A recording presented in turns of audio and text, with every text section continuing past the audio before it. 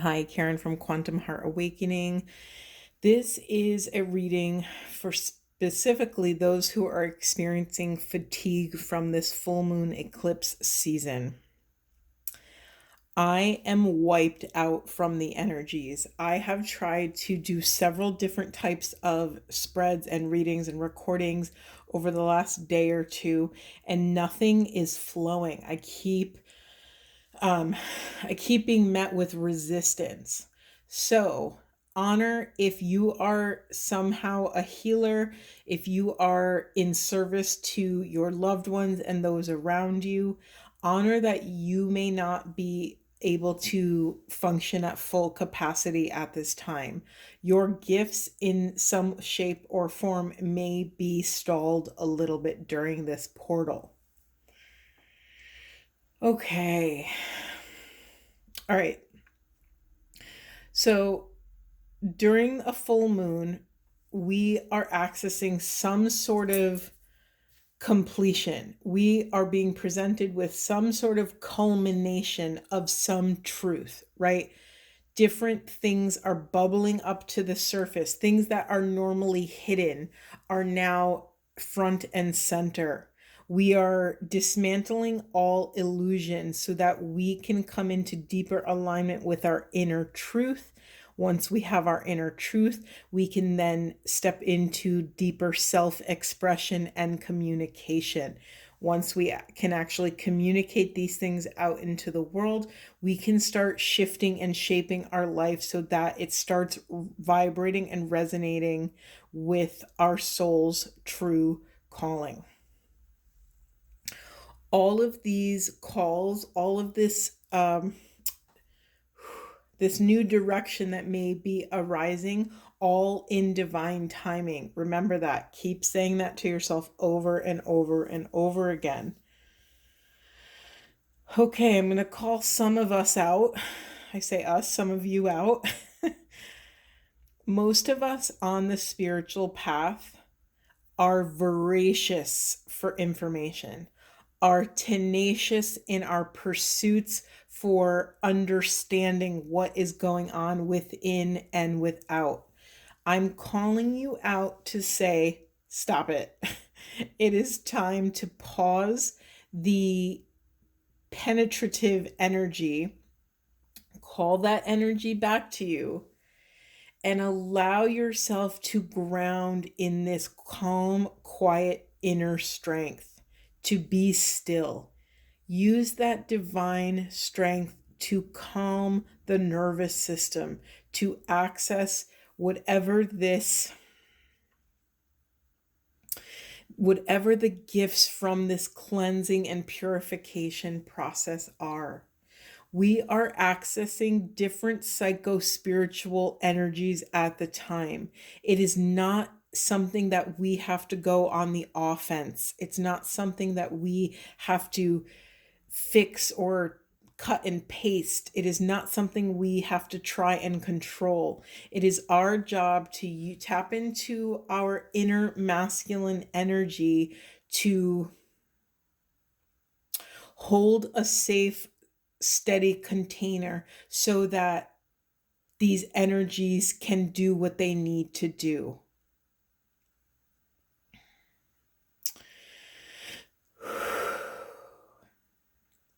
Okay. It's very easy to get disheartened on this spiritual path because we tend to go in a spiral, right? Excuse me, my voice is crapping out. Let me take a sip of tea. It's really easy to lose hope when we continue to meet the same things over and over and over again. But yet, what you may not have access to is that you are not who you were the last time you confronted this situation. You have more knowledge, you have more tools, you have more space to hold for this process. You have access to more than you did the last time you were confronted with the same thing. Okay, yes, we are being confronted with life lessons that are rooted in opening our heart chakras. There's something here about, I just saw the image of locks, like a big dial and all these different locks trying to, like when you're trying to open a vault or a safe, and it's like you have to try a million different combinations until you find the right one, if you find the right one. And I think what many of us may be feeling is this fatigue from trying to figure something out. Again, I'm calling you to task and say, now is not a time to dive deeper and work harder. Now is a time to pull back and just witness. Use that precious divine feminine inner energy to hold your center on your throne and tap into receptivity. By sitting back in our seat, we open the door to this magic, to the magic of this alchemy and transformation. Yes, embrace your sensitivity, because that sensitivity, the more you lean into it, the more data and information and wisdom that you will receive. Honor that you are a very unique soul. You wouldn't be here still working this hard, doing this stuff, taking one next step every single day if you didn't have a unique mission and purpose on this planet. We are calibrating the system to live with more grace. Grace is not a small thing. It is this divine magical substance that gives us just a little bit more strength to get through the next obstacle, and then the next one, and then the next one. Honor how difficult this path is. Give yourself so much grace. Do not give up. Allow yourself to rest in the seat of the soul and just witness what's arising. By doing this, we are getting these evolutionary downloads. We are recalling our power, and we're able to access future thinking. Why does this matter? Well, we can then, my brain is not thinking of the word right now, but we can then plan a new course once we've locked into this future target. Right, okay, here's another. Do you hear me trying to talk? There's so many narratives here. Okay, for one group of you, a new mission is being uncovered. Something is unlocking that will be a piece of your soul's deepest fulfillment. I'm getting also very, I'm just going to say it, midlife crisis vibes. I'm sort of in that place now. I just turned 39 this year, so I am stepping into my 40th year of life, and I'm evaluating kind of, okay, where am I? Where did I come from? I'm taking stock of all that has come before this moment. In doing that, it has been revealed to me a new piece of my mission, and that's a part of this YouTube channel and this new kind of mission-based business that I'm creating. So drop into the emotions of this experience, vibrate them, honor what's coming up, honor it. Some of you may confront some grief in that you're not living the life you thought you might be living. The sooner you can let that go, the sooner the life that's actually waiting for you can come into your consciousness. But we have to make space for that.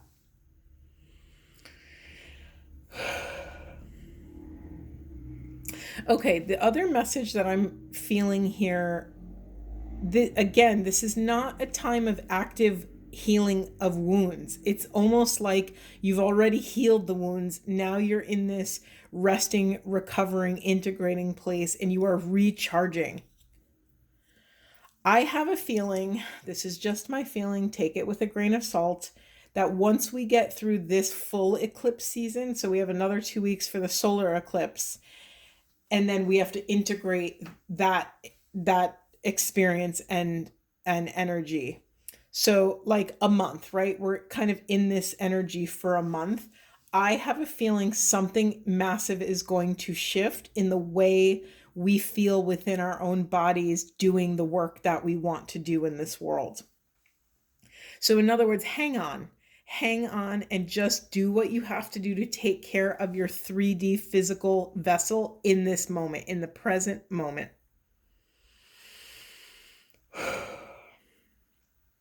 We're also being asked to tend to this sacred inner space. You've heard me talk a lot about our interior castle, right? This interior world, this sacred dojo, if you will, or temple in which we do our inner work. Just like you would clean your house maybe once a week or once every couple weeks, we also have to clean up our interior home, our interior temple, right? We have to make sure that it's clean. We have to maybe vacuum. Maybe we have to replace the candles and take out the trash and like do whatever. I don't know. I'm just making this up as I go. But you get the point. So see where you may need to clean something up in your interior inner world. Okay, we talked about heart opening. Okay, I gotta say this. So there's again, in almost all the readings I do, there is an inner child component. So we have the passion and inner and child card. I'm the one that's saying inner child, but I'm reading it as that. And then in the unconscious, we have the mother card. So again, check inward and just witness and take stock of what is left on your side of the street that needs to be confronted and healed with your inner child. Maybe your relationship with your mother, maybe your relationship as a mother with your own children. Again, we are coming to the culmination of that which is blocking this psycho-spiritual energy that wants to come through and gift us with an experience or information or an awareness. Yeah, in the unconscious, we also have signs. Where are you not following your instincts? Where are you not believing the signs that you are receiving? Instincts are the messages from our inner divine. These are literally stepping stones to accessing your intuition and wise discernment. And sometimes we get an instinct before our rational mind can understand it or assess the point or the use of what it is. We are training ourselves to give equal credence to our instinct, to our animal body, right? So often in this modern world, we are not in touch with our animal body. It's not really, I mean, it's kind of frowned upon to kind of allow your animal body to express itself out in the world. So we keep our animal in checks, so to speak, but it doesn't mean that our inner animal doesn't have this profound, primitive, instinctual wisdom that is constantly speaking with us. It's our job to hear what it is, assess what the information is, and then take action on that instinct. Okay. Yeah, we are in another part of the spiral of awakening. We are being asked to access deeper love and grace as we get even more grounded on this path. We are being asked to have this outrageous openness as we confront these energies and seek even deeper truth. But again, we are more in a passive role during this lunar eclipse, full moon lunar eclipse, than active, right? Passive, sitting back on the throne, receiving. Think Empress energy right now. Okay, for another part of you, Where are you not being generous with your heart? Where are you not being generous with your compassion and empathy? Is there a piece of life or a friendship or a relationship that could use more empathy, honesty, transparency, love? This thing called love is the power of the universe, right? God is love. You've heard that a million times. It's not a small thing. And it's also not an easy thing to do when we're faced with an adversary in some capacity, right? It's really hard to forgive someone. It's very hard. And that points to where we have to go inward and do the work and become the parent or the partner or the thing that we needed in a moment that we never received. Right? Again, remember, we are cleansing and purifying the vessel. And this is the spiritual vessel so that we can hold more God, so that we can hold more truth, so that we can hold more love. Yeah, so we have also the building blocks card in the unconscious. I'm not going to take that much meaning from that other than this is not a time of building, but you may receive awarenesses around blocks that have prevented you from building in the past, that are preventing you from building in the present. Okay. Again, I'm getting another same message around. Okay, I love you guys that are the doers, right? The doers on this path, that are the excavators of truth, the seekers of wisdom, the magical beings that dare to take another step forward on this path. But at some point, you have to release and just receive. We are in this transitional period where you're being asked to just reflect on what you're being shown. This isn't an active thing again. This is a passive receptivity.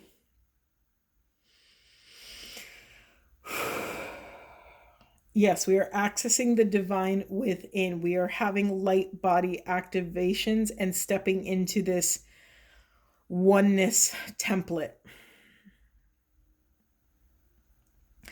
You know, going back to a very grounded example of the example about forgiving someone, it's like I can think of a situation that I'm struggling with personally where I'm having a hard time forgiving this person for their behavior and their actions for hurting me, right?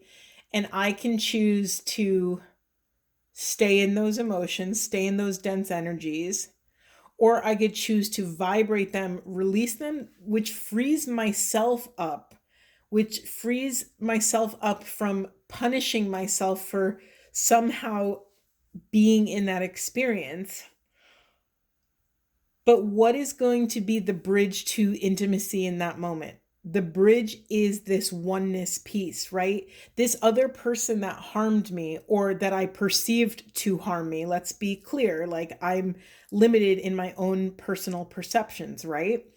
So this person that I perceive to have harmed me is me, is another bit of the grid of unconditional love and infinite oneness, right? They're another piece of consciousness doing its job to raise its vibration in another part of the grid, right?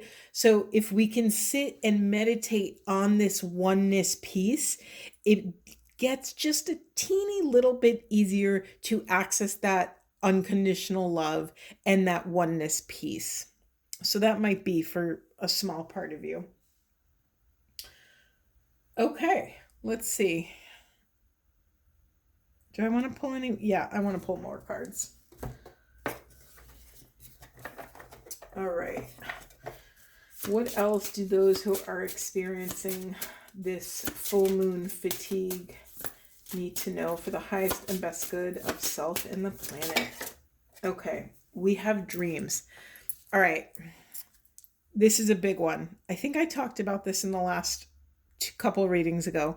Pay attention to your dreams. Keep a dream journal or a notepad by your bed so that when you wake up, you can immediately write things down. It's so easy for things to flow out of our waking consciousness, right? Very simple.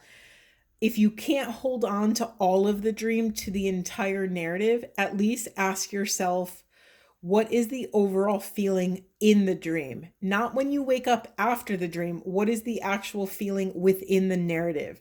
That is the main theme right there, right? Because the circumstances of the dream matter less than the actual felt experience of the dream. You could even incubate your dream. I've talked about this before. You can ask yourself a question or ask the universe a question right before you go to sleep, and then see how the dream world interprets that question and gifts you with some sort of awareness. And sometimes you will get the most insane dream that none of it makes sense and you have no idea what the heck this is. Allow yourself at a later time to journal about what you saw. I mean, the sooner the better, because a lot of this sometimes slips out of your mind. However, sometimes journaling much later about the dream actually gives you more insight, because different things come out and you're trying to remember, and the psyche does magical things, and I don't question what it does. I just know that it works. So yes, sometimes when you journal later about the dream, all of a sudden a theme will emerge and it will give you the precise awareness that you needed to apply to some other life situation. All right, is there anything else? This is why I don't shuffle on camera, just because I wait till cards pop out, so it tends to take a while. Okay. We got the Let Loose card. I love this. This is my New Orleans Oracle deck. So this looks like a very fun Mardi Gras situation. You guys are such beautiful souls, and you're so committed to doing this work. And I know in my gut and in my heart that many of you have experienced profound pain and suffering. You wouldn't really be here if you hadn't, right? We do this work to liberate the soul. And to do that work, there's a lot of dismantling and a lot of destruction. And that's painful. So honor this work, honor your devotion, honor your stamina and spiritual endurance. However, you're allowed to have fun. You're allowed to let loose. You are allowed to put this work like a book on a shelf, to put it on the shelf for later and return to it. I promise you, this work will be waiting for you when you get back. Ooh, jeez. We have Elusive Priestess. Okay, I just got the image when I said earlier about the vision quest. This is a very specific message. Don't forget to call on your higher guides and your higher, I don't know if you have spirit guides or angels you pray to, or your ancestors. You are allowed to access and pray to even your higher self, this internal priestess who has the wisdom, who can guide you on where to go next. Yeah, in the unconscious, we have the learning card. To me, this is like take a break from the learning. Let's get one twin flame card. Ooh, okay then. Enter your vortex, aligning with infinite abundance. I mean, this whole eclipse season, I keep saying this word vortex, right? Enter your vortex, take all of your tools with you, and try to make a really cozy nook in the center of your vortex. Or maybe it's not a nook. Maybe it's a throne that has really cozy therapeutic pillows and it's very ergonomic and cozy and comfortable. I said cozy twice. I don't know why, but there it is. But it's just a fun idea to start shifting this, our perspectives on how we come into relationship with this work. I know it's intense in the beginning, but you're still here. You're still doing it, and it's getting easier and better. It doesn't mean you have less pain and less obstacles and less trials and tribulations, but you are getting stronger. You have more tools than you did. You have more awareness. You might have more resources, and you might have spiritual mentors that you look up to. You have this community to ask questions. You know, there's different pieces that you now have that you didn't have prior to this moment. So get cozy in the center of the vortex. All right, I'm just going to get one Buddha wisdom. Anything for this collective?